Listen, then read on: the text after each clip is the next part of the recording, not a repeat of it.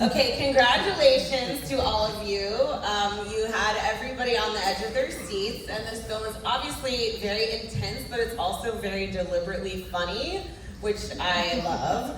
Can you talk a little bit about how you achieved that? Wow. Hope and a prayer. I think it's fun to ride the line of tone, and so when you're working with such brilliant actors that can go between comedy and action and drama, you can really run the gamut, and it makes it much easier, my job much easier, to be able to sort of ride that line. Yeah, I love that was one of the things we came out where like the tone of this is so fucking special. It is really, really hard to do that. So congratulations to all of you.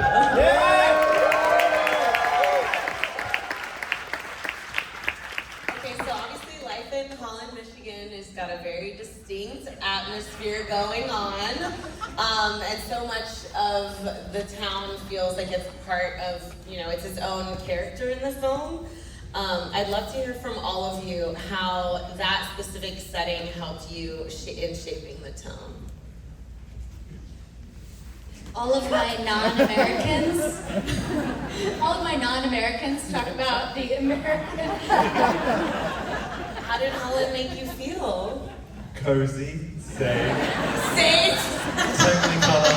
I don't know about that. I think it was an incredible tableau for Mimi to go and do her thing. She wanted to be able to create another world, and the backdrop of having all of the windmill and the clogs and all of that gave her such a cinematic sort of basis to go and then create what she does. Which anyone who saw her film Fresh would know.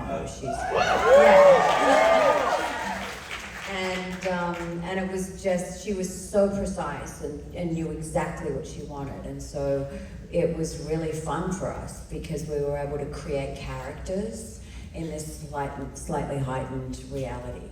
And then hopefully take you on a twisty, crazy ride. It starts out one way and then you go, huh? Absolutely. Well, Nicole, okay, so your character, Nancy, she's a little bit of that archetype of the American housewife, but then she really begins to go on her own journey and evolve as things start to unravel a little bit, and she, starts being a boss-ass bitch. Hey! She was a badass. Can you talk about how you approach the evolution of the character that we see throughout the film? I mean, I think there's a naivety to her, which is beautiful, and a desire to have an exciting life. And also she senses that something's up in her world and she can't quite put her finger on it. Little does she know.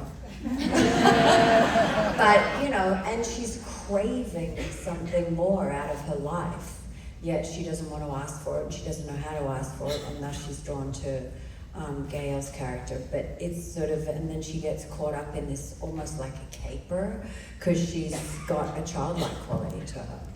And then, the curtain drops and suddenly she has to grow up and really face what life is. And that's probably the arc I see with her. You did a wonderful job, Patricia. It was super fun. And I just love seeing Mimi K get sort of this chance to show her chops and show what she can do, and there's more to come, right, Mimi? Hope so. There definitely is. Well, and kind of what you just touched on, the film has really got a lot of complex character dynamics, especially with Nancy and Fred, and I would love to hear how y'all worked on building that relationship between those two characters. It was fun, right? Yeah. I think Fred's misunderstood. I won't go into it now, but I do feel like that. It was good fun. It's great to play against knowing that it's, knowing that the twist and the terror is coming. And so you sort of present this performative, lovely life in this picture-perfect town. So that was good fun, wasn't it? Man, a few words. He was driving a little bit of he was getting a little bit of pleasure from pretending to be nice before he turned it on. That's actually all just Matthew. He just is that way. I feel like Just kidding. Okay, Mimi, let's talk about, this is part of what makes your aesthetic so interesting. There's a lot of imagery that's outside of, reality. Can you talk a little bit about your inspiration for the dreamlike sequences and like what was most important to you to convey in those? I love the dog. The dog scene's my favorite. I think the dreams came out of a place of wanting to feel like we could be in Nancy's interior in certain moments and really sort of enter the anxiety of the fears she was having and also wanting to protect her family and protect her son. And then for myself, I have no idea. I have a real way into stories through visuals, and they tend to be pretty out there. So whatever you end up seeing on screen is usually reined in from where it started. But I do think dreamscapes are just an amazing place to explore different scales and realities. So. Fucking love that. Getting crazy. Matthew, let's talk about your little Midwest family man. Okay, so he starts getting crazy. Well, we talked a little bit about this already, but as things started to unravel, did you feel like, I don't know how to explain it. I feel a little afraid just seeing you now after watching the film. Especially since you're being such a man of few words, we slowly start to realize that he's a little bit suspicious, little by little by little. Like, what was it like for you to play someone who changed so much? Or did you feel like he changed a lot? Well, the true answer, the honest answer and the boring answer is that when you're making the film, you just sort of, you play each moment as it comes in the scene. So most of Fred is pretty conventional and quite sweet until the scene with Gael and the Pomeranians. and then it goes south. So until then, you're just sort of playing the family man and the devoted husband and the loving father with his miniature train set. We had great fun when we were doing that. And so the more you lean into that, the better we hoped, because then the payoff is hopefully more satisfying, more interesting, and more shocking.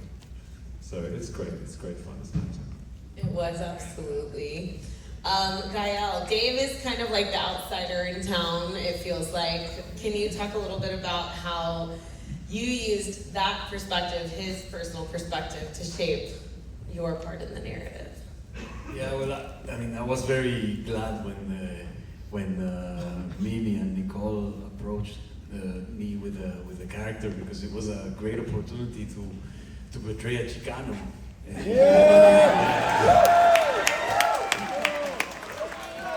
That is, Tan pronto ya empezamos.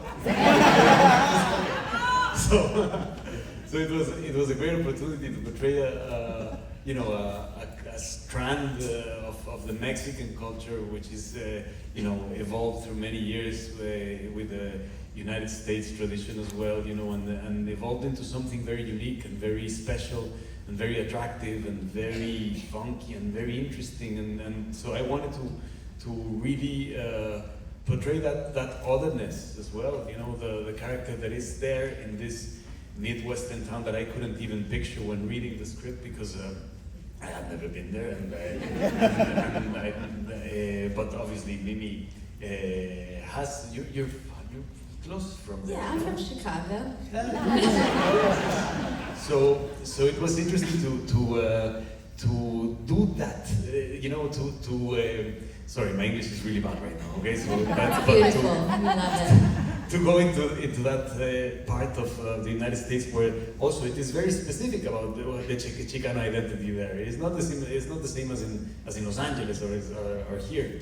No, it was very special. So it was very interesting to kind of like nurture that, and I would love, I don't know, going into my own kind of world, you know, is this kind of mantra that you go in, and then playing opposite all of them was such a you know, a manifest of wow, of intensity and of wanting to do a really good job as well, and of having a lot of fun as well.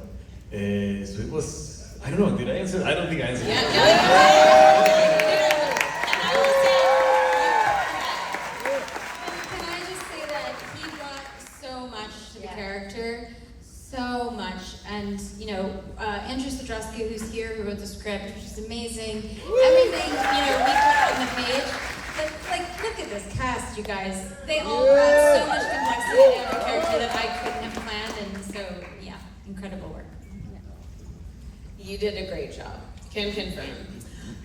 Jude, can you talk about what it was like filming with this cast, and also especially playing with, you know, the murder train set? If I hadn't known it was a murder train sound, I might not have played with it. I don't think I got that far in the script, but yeah, I mean, these guys are incredible. I mean, each and every single one of these guys, I feel like I've learned so much from, and the first few weeks working on set, I don't think I believed it. I thought I was dreaming. But yeah, I mean, if I could work with these guys on every job, I would. Oh.